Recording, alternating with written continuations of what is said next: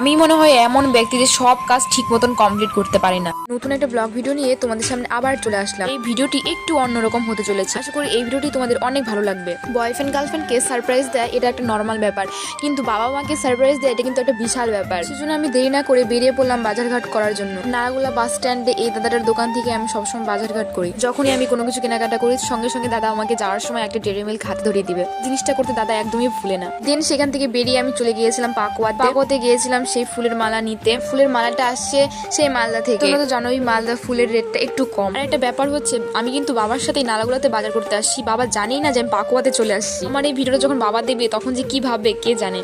তো আমার এই বাসটা থেকে আমি সবকিছু রিসিভ করে নিলাম, সমস্ত কিছু যেগুলো মালদা থেকে আসছে। তারপর চলে গেলাম ডাইরেক্ট একদম বাবার জন্য বাজার করতে। ফাইনালি মোটামুটি সমস্ত বাজার কমপ্লিট হলো, আর এখন আবার সেই যাব নালাগোলাতে। তারপর পাকুয়া স্ট্যান্ডে এসে মনে পড়লো, ওহো এখান থেকে তো ফুল নিতেই ভুলে গেলাম। তারপর এখান থেকে কিছু ফুল নিয়ে নিলাম আমি। সেখান থেকে বেরিয়ে চলে গেলাম নালাগোলাতে। তারপর চলে আসলাম বাড়ির রাস্তাতে।